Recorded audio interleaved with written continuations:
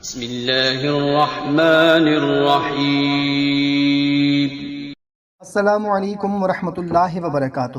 محترم سامعین، آج کا عمل بہت ہی مختصر ہے مگر اس کی تاثیر بہت زیادہ ہے۔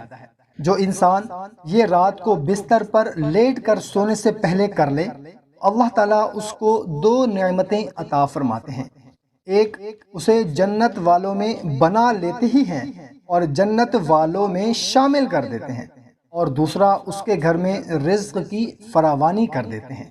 حضور نبی کریم صلی اللہ تعالیٰ علیہ وسلم نے ایک مرتبہ صحابہ کرام سے فرمایا کہ یہ جو سامنے سے آنے والا آدمی ہے یہ جنت والوں میں سے ہے۔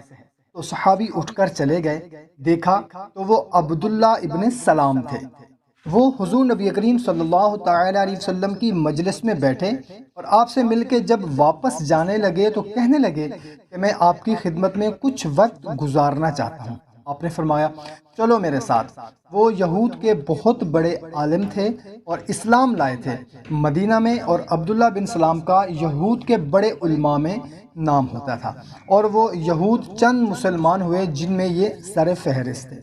جب یہ صحابی اٹھ کے چلے گئے اور ان کے ساتھ ایک دن اور رات گزار لی تو اگلے دن فرمانے لگے، عبداللہ، میں نے آپ کی زندگی کے معمولات میں زیادہ تبدیلی نہیں دیکھی۔ ہم بھی وہی اعمال کرتے ہیں جو آپ کرتے ہیں، ہم بھی وہی پڑھتے ہیں جو آپ پڑھتے ہیں، لیکن ہمارے پیارے نبی کریم صلی اللہ تعالیٰ علیہ وسلم نے کل جب آپ تشریف لائے تو یہ جملہ کہہ کے کہ وہ جو سامنے سے آ رہا ہے وہ جنتی ہے، جنت والوں میں سے ہے، تو میں یہ بشارت سن کے حیران ہو گیا کہ یہ عبداللہ بن سلام کو یہ بشارت کیسے ملی۔ میں آپ کے ساتھ اس لیے آیا کہ وہ عمل دیکھوں جس کی بدولت آپ جنتی بن گئے۔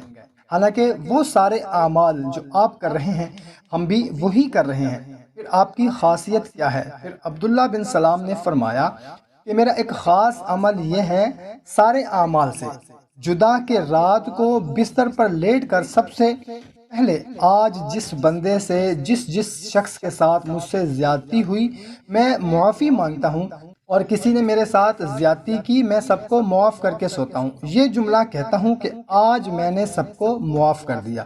جس نے میرے ساتھ زیادتی یا ظلم کیا، ایک عمل کی وجہ سے اللہ نے جنتی بنا دیا۔ اور جو آدمی بستر پر لیٹ کے صرف 3 مرتبہ سورہ اخلاص کو پڑھ لیتا ہے، کبھی اس کے گھر سے رزق کو اللہ تعالیٰ ختم نہیں ہونے دیتا۔ رزق بے انتہا اس کے گھر آتا ہے، اتنا رزق اس کے گھر میں آتا ہے کہ یہ گھر خوشحال بن جاتا ہے، تنگ دستی ختم ہو جاتی ہے، رزق کی فراوانی ہو جاتی ہے اور اس کے گھر والوں میں راحت آ جاتی ہے۔ تو میرے بھائیوں اور بہنوں، جنتی بننا چاہتے ہیں، رزق میں وسعت چاہتے ہیں تو یہ عمل اختیار کر لیں۔ اللہ تعالیٰ آپ کو رزق بھی بے انتہا دے گا اور انشاءاللہ عز و جل اہل جنت والوں میں بھی شامل کر دے گا۔ ویڈیو اچھی لگی ہو تو اس کو لائک اور شیئر ضرور کریں۔ جزاک اللہ۔